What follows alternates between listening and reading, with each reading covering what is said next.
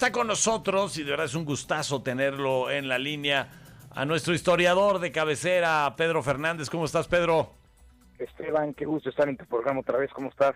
Bien, un gustazo platicar contigo. ¿De qué nos vas a platicar el día de hoy?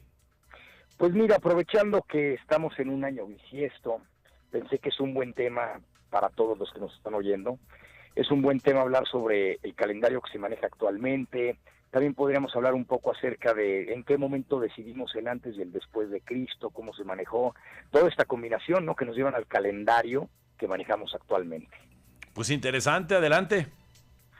Pues mira, vámonos atrás en el tiempo porque es muy interesante empezar a buscar cuándo se decide esto de antes y después de Cristo y cómo se contaba el tiempo antes de Cristo también.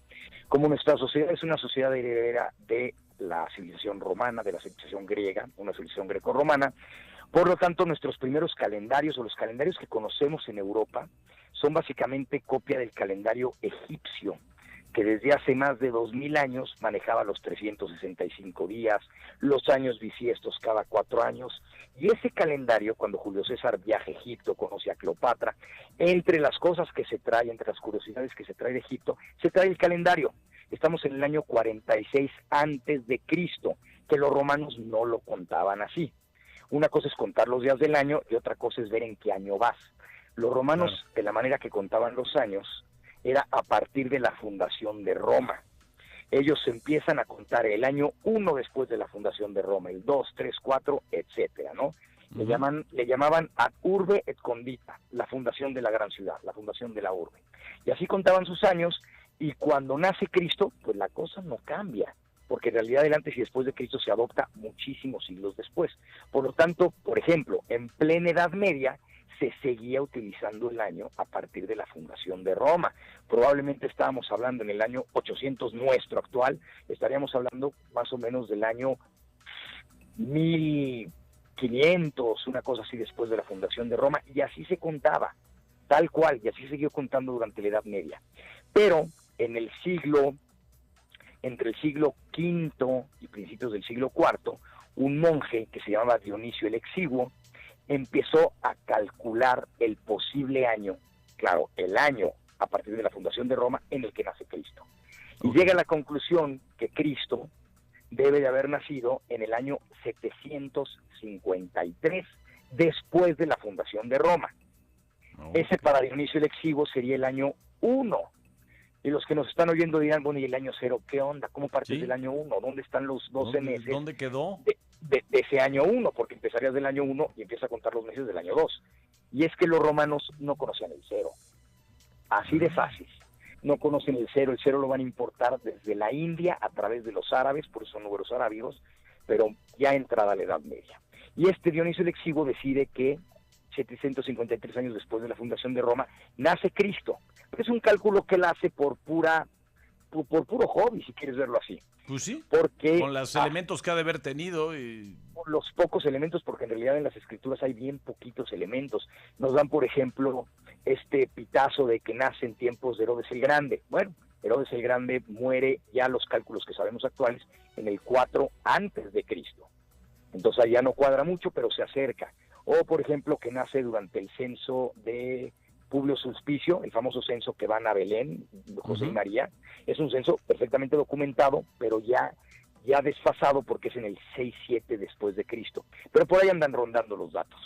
El caso es que este calendario antes y después de Cristo se va a adoptar hasta más o menos el siglo IX, más o menos después, entre la época de Carlomagno, un poco después, año 800, año pasado, empiezan a llamarle el año Domini, el año del Señor, que es el antes y después de Cristo.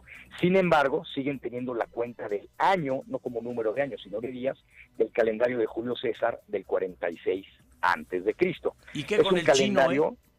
El chino nunca llega a Europa, nunca pega en Europa, aunque se llegan a conocer por la ruta de la seda y los viajes de Marco Polo, en realidad nunca es adoptado.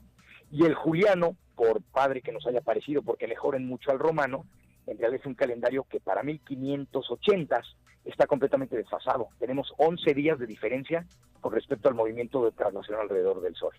Y entonces es el Papa Gregorio XIII que implementa un nuevo calendario, que es el calendario gregoriano, que actualmente nos rige. también tiene años bisiestos, pero tiene algo más. Se va a aumentar un año bisiesto cada año que se pueda dividir entre 400. Por ejemplo, el año 1600, el año 2000, tienen en su múltiplo de 100 otro año bisiesto. Y este calendario no tenemos que cambiarlo o no tenemos que ajustarlo por un día en los próximos 3300 años. Qué interesante, de verdad es que nunca habíamos tocado ese tema, Pedro, y además, obviamente lo he utilizado desde pues el Papa Gregorio hasta Gloria Trevi en sus calendarios, ¿no? Pero ha habido un poco de utilidad en todo esto, pero por ejemplo, los judíos también traen otra cronología, ¿no? Los judíos traen otra cronología, ellos van en el 5500 algo, van en otra cronología. El Islam también trae otra, porque ellos cuentan su año a partir de la égira, de la salida del profeta Mahoma de la Meca. Entonces, pero como Occidente domina el mundo a partir de finales del siglo XVIII y todo el XIX, todo el mundo termina ajustándose a la visión europea, occidental del mundo, y adoptan también el calendario juliano y después van el calendario gregoriano eventualmente, que además no todo el mundo lo adopta al momento. Por ejemplo, las sociedades protestantes del norte de Europa se apegan al juliano, o la Rusia ortodoxa no lo va a adoptar hasta después de la Revolución de Octubre, la revolución de los bolcheviques. Entonces, poco a poco se va implementando un poco por todos lados, no es que se generalice en cuanto el Papa lo dijo, ¿no? Claro, interesantísimo el tema. Pocas veces nos habíamos puesto a pensar, lo vemos como un hecho desde el momento en que nacemos, y como son tantos, ya cerca de 2020 después de Cristo, y échale para atrás, la verdad es que es muy cómodo pensar, cuando menos tener la referencia de lo que estamos hablando, pero así de históricamente nunca lo habíamos tocado, y la verdad es interesantísimo lo que nos acabas de platicar. Pues mi querido Pedro, gracias, como siempre, un gustazo tenerte con nosotros. ¿Dónde te puede localizar la gente? Pues siempre me preguntan y que les quedo mal. Feliz de estar en tu programa, Esteban. Me pueden localizar, me pueden mandar Twitter, yo estoy en Pedro_Historia.